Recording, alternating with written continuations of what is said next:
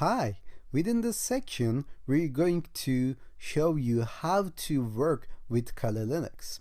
As you can see now, I have two virtual machines here. I have deleted the others because we're going to need to work with Kali Linux and Windows from this point on. Later on within this course, we're going to install the other machines as well when we are going to need them.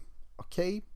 So click start and open your Kali Linux, and you may want to close this down and say root for your username and say tour for your password. Later on we're going to see how to change that as well, don't worry. After you open the Kali Linux, you may want to just maximize this window and make it into full screen. You can say go to full screen from here or click maximizing icon from your desktop. So here we have our desktop in Kali Linux. As you can see, this is our desktop. We may put some files or folders if we want.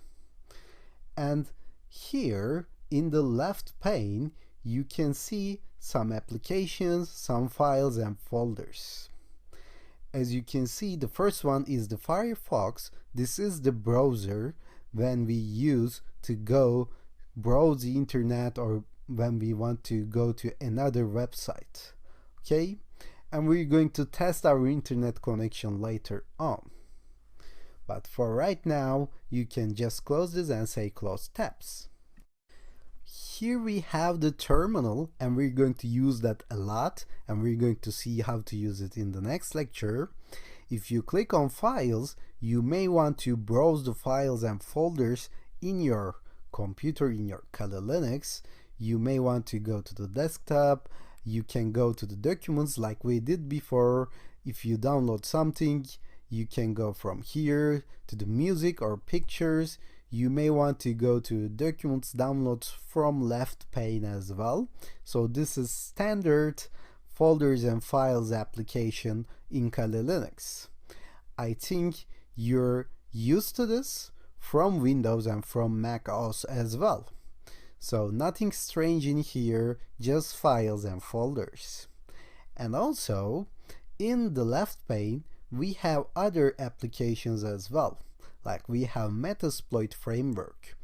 So these are some tools that we use for penetration testing, some hacker tools to penetrate into other systems. And we're going to see how to use that in the following sections. Okay, right now we are not interested in any of this.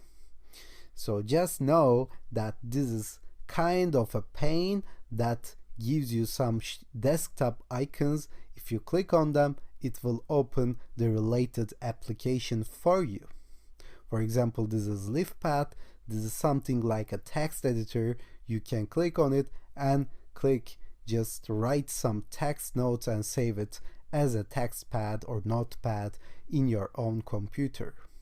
If you click on here, show applications, it will pop up a window to search for applications and browse the other applications that doesn't show up here. And you may reach those applications from here as well.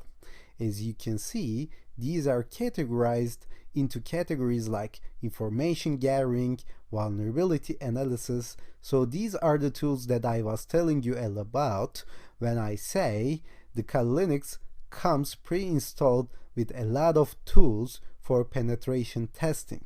For example, we have Nmap in here. We're going to use it later on. For example, we have some wireless attacks like AirCrackNG, and we're going to see how to use many of them later on in the course. And we can reach them from here in this menu. By the way, even though we have those menus in here, we're mainly going to use the terminal rather than these graphical user interfaces here. And I'm going to show you how to do that. Don't worry. I'm just going to show you the overview of Kali Linux in this lecture. In places, you may see home desktop downloads again, like we seen in the Files application. Here we have workspaces, and this allows you to work within many workspaces. Like if you open something like documents or files or folders in here, we are now in a workspace. Now if you click on workspace 2, it will create another workspace which has nothing on them. Okay, if you click on workspace 1, it will take you back to the current state in your first workspace. We're not gonna use this very much. It's something like show the desktop in Windows, but it's useful sometimes when you work with many files, folders, or terminals simultaneously. Okay, so you may want to just click close in here. Now we are okay to go. If you click here, it will open the settings for you, and as you can see, we have the volume here. Okay, you may want to increase or decrease the volume from here. Now it says wired connected because now we are connected to the internet through NAT network, and it's kind of a wired connection to our host machine. As I said before, NAT network provides us the internet connection through our host machine, and it acts like a wired connection. So think of it like that. You're connecting your Kali Linux with your host machine, with your own machine, with a wire. So we have our account here, root account, and you may want to change the settings from here. You may want to click on this, okay, settings button, and it will open all the settings for you. So maybe you may want to change the keyboard or language from here, or you may want to customize the way you work, like the background or the notifications or the account, mouse and touchpad.